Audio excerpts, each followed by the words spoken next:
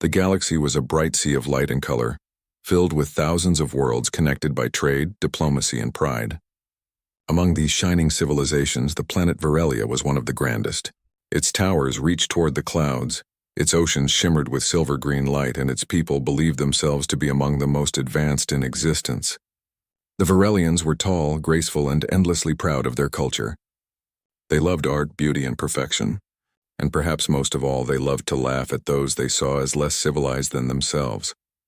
One quiet morning, their communication hubs caught a strange, repeating signal. It was small, weak, and old, so old that many engineers didn't even recognize the format. The message played again and again, pulsing out through empty space on ancient radio waves. SOS requesting assistance. The technicians blinked at the screen. The letters were simple.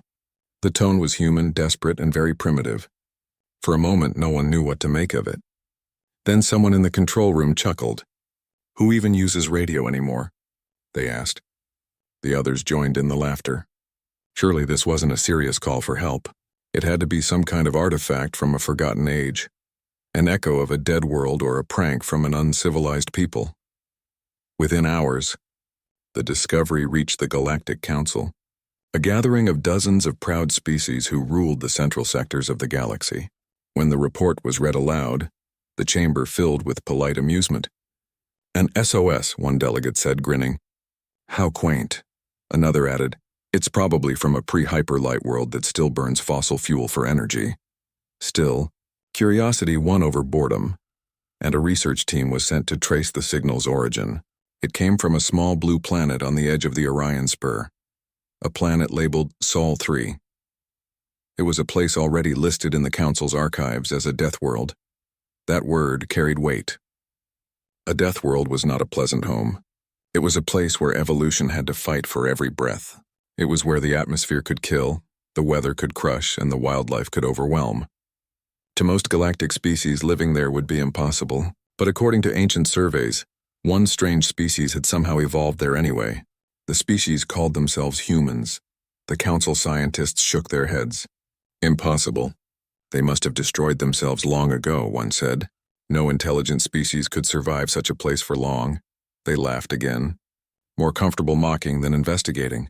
But the signal kept coming, for weeks. The little SOS repeated across the stars, steady, patient, and ignored. The Council began to make jokes about it during their meetings. One ambassador even played the message as a form of entertainment at a party. The words became a punchline, requesting assistance. Everyone laughed when they heard it, and then one day the signal stopped. At first, no one noticed. Then when someone did, they shrugged. Probably their transmitter finally broke, one delegate said. Or maybe they finally gave up. The galaxy moved on without another thought. There were new trade deals to make, new conferences to attend, and new songs to perform about the greatness of the civilized races. But in the dark silence beyond their borders, something ancient and persistent began to listen. Far from the bright core of the galaxy, in the quiet frontier where forgotten colonies clung to life, a small outpost detected a faint echo. It was the same SOS, but this time the echo bounced back across deep space communication networks and reached the Terran Deep Response Fleet. The humans were still very much alive. On their ships, the signal replayed through the command decks. It wasn't just noise. It was an old distress pattern from the early expansion era, a code used by settlers who had left Earth generations ago. The coordinates pointed toward a long-lost colony, a world that had vanished during the early days of exploration. The Terran officers stared at the data, silent for a moment.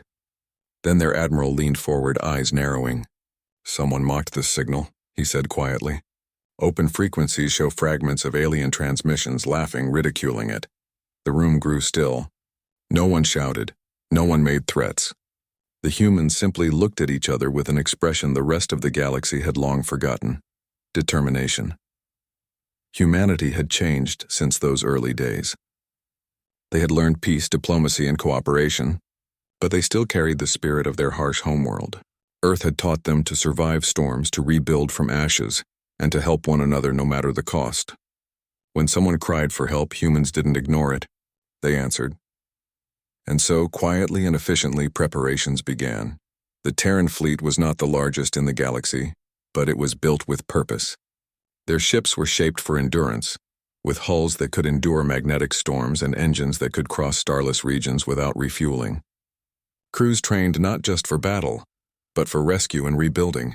Every officer knew that their mission wasn't about pride, it was about responsibility. While the galaxy laughed, humanity planned. They sent probes ahead, mapping routes through forgotten hyperspace corridors. They analyzed the cultural data of the Virelians, studied their language, and reviewed every public transmission. By the time the Council even noticed a flicker of movement in the Sol sector, the Terran Deep Response Fleet was already aligning its jump coordinates. The fleet moved like a whisper across the void. One by one, their ships disappeared from human space, wrapped in folds of shimmering light, and reappeared near the elegant world of Virelia. But they didn't announce themselves yet. They waited. They observed. Humanity was not seeking conflict. They wanted to understand why a distress call had become a joke.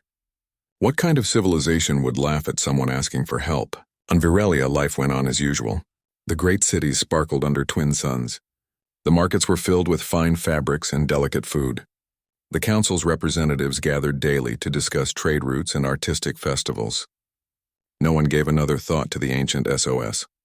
Until one morning, an astronomer at the Virelian Orbital Observatory noticed something strange. A cluster of faint energy signatures appeared at the edge of the system, organized, steady, and moving with purpose. The signals didn't match any known Council design. The readings were too precise, too stable. He reported it up the chain. By midday, the entire Council chamber buzzed with unease. Perhaps it's pirates, one suggested. Or a survey team. Another shook her head. No. These formations are too disciplined. For the first time, they felt a shadow of doubt. Then, the message came. It was brief, calm, and impossibly clear. This is the Terran Union Deep Response Fleet. We received your distress call. We are here to offer assistance. The transmission echoed across every major communication channel in the system. Every Virelian turned toward the sky. The alien diplomats froze in disbelief. The Deathworlders, the species they thought had vanished or destroyed itself, had arrived. But instead of fire or threats, the humans sent words of peace and readiness to help. They asked where their aid was needed most. And though the Council had mocked them, though they had laughed at their primitive signal, the humans showed only calm professionalism. They didn't demand apologies. They didn't even mention the laughter. They simply began scanning for signs of distress, broken satellites, damaged colonies, or unstable planetary systems. They treated the mocking as irrelevant noise. For them, helping was not a matter of pride. It was a matter of principle. As their great ships glided silently above the Virelian world, the citizens below watched in awe.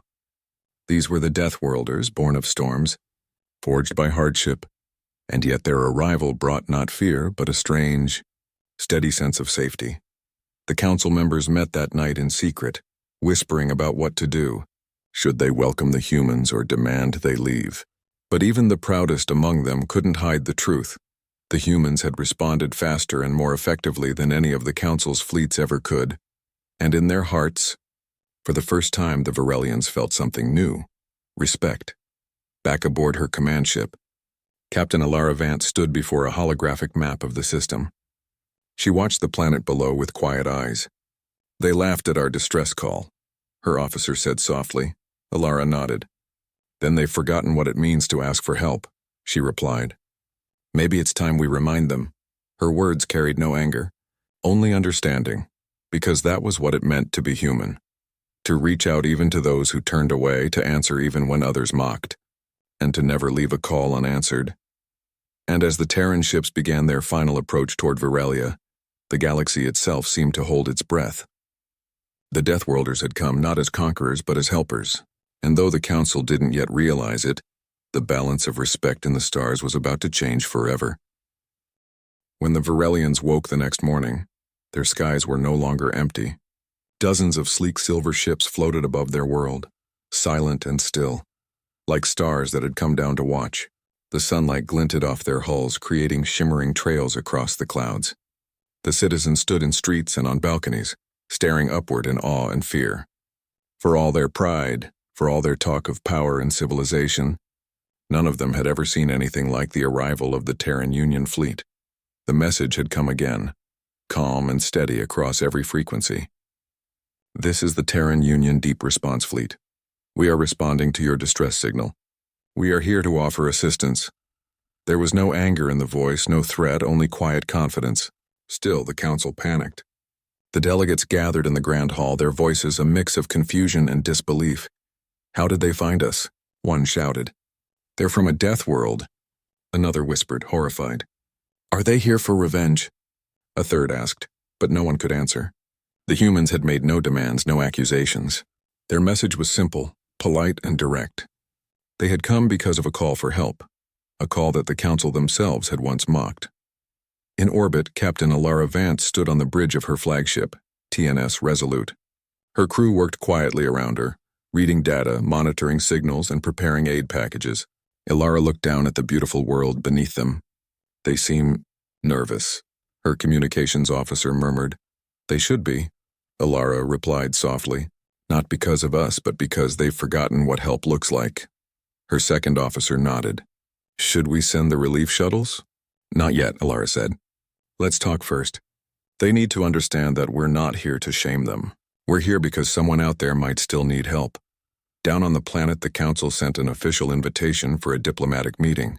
They wanted to meet the human leader face to face, to see what kind of beings would travel across the stars simply to answer a signal that wasn't even theirs. The landing craft descended slowly through the clouds, its engines glowing a soft blue. People crowded the streets to see it.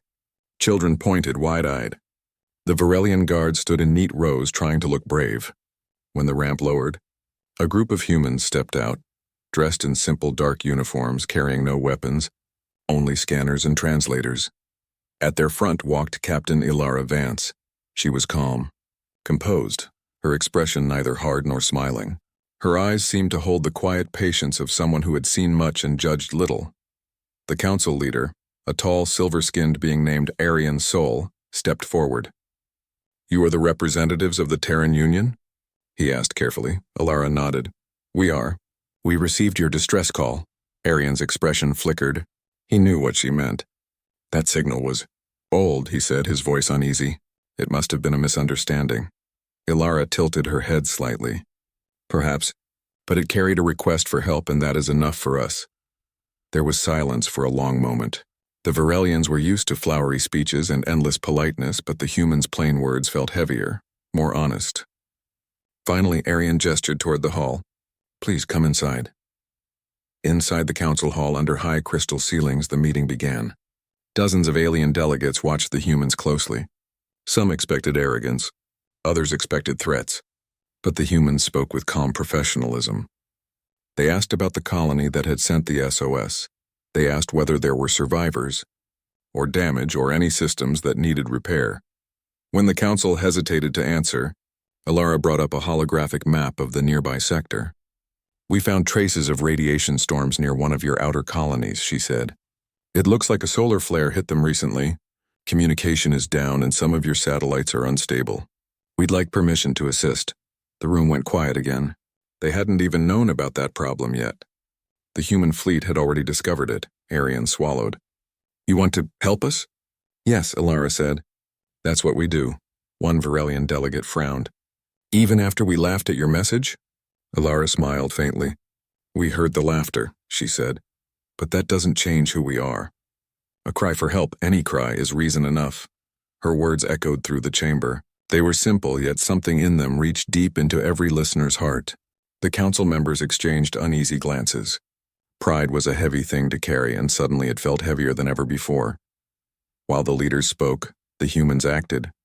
Shuttles began to deploy from orbit, moving gently toward the damaged colony's coordinates. The Varelian news channels broadcast the site live. The small craft carried repair drones, energy cells, and engineers. Within hours, they had restored power to the outer stations and stabilized communication lines. The colony's people, who had been struggling without supplies for days, watched in stunned silence as humans in gray uniforms walked among them, fixing systems and checking vital signs. The humans worked quickly, spoke kindly, and treated every alien they met with respect. For the first time, The Varelians saw what the Deathworlders truly were, problem solvers, not destroyers. Back on Varelia's capital, crowds gathered around the great screens in the plazas. They watched as Terran engineers repaired the colony's orbital platform, and as children waved to the camera beside smiling humans. It was a sight no one could forget. In the council hall, the tone of the meeting changed. The earlier tension melted into quiet admiration. Ariansol leaned forward and said, "Your people are remarkable. You came across half the galaxy for strangers." Ilara looked at him, her voice calm but filled with quiet strength.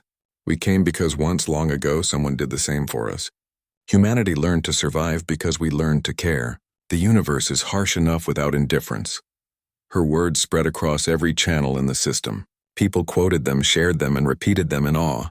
The laughter that had once echoed through the galaxy now seemed foolish and small. As days passed, cooperation replaced embarrassment. The humans shared medical technology and energy solutions.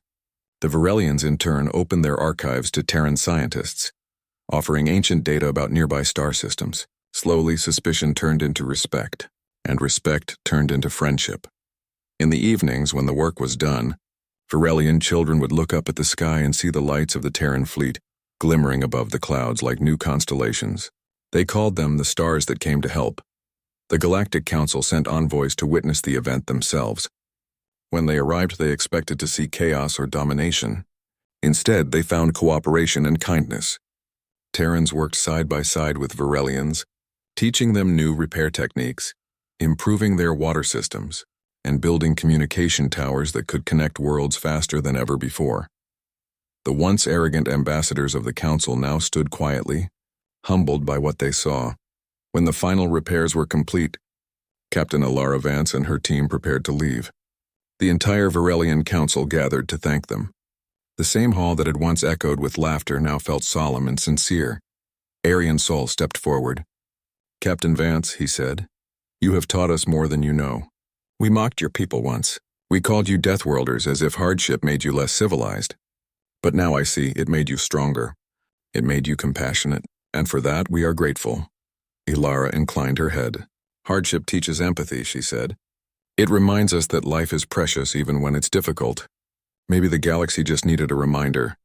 The council applauded, softly at first, then louder, until the sound filled the hall like a heartbeat. For the first time in living memory, the Varelians cheered for someone other than themselves. When the Terran ships rose from the surface, the people of Varelia stood in the open air to watch. The sky lit with soft blue light as the fleet ascended toward the stars. Children waved, holding up handmade flags of both worlds side by side. The humans didn't leave gifts of gold or weapons. They left communication relays, shared data, and open friendship. In the weeks that followed, the phrase "never ignore a call for help" became a saying throughout the Council's worlds. New policies were written. New programs started to answer distress calls faster, no matter who sent them. Humanity had reminded the galaxy of something it had forgotten. Compassion is the highest form of strength. And somewhere beyond the stars, aboard the flagship Resolute, Captain Ilara Vance looked out into the endless dark. "Signal received," her navigator said quietly.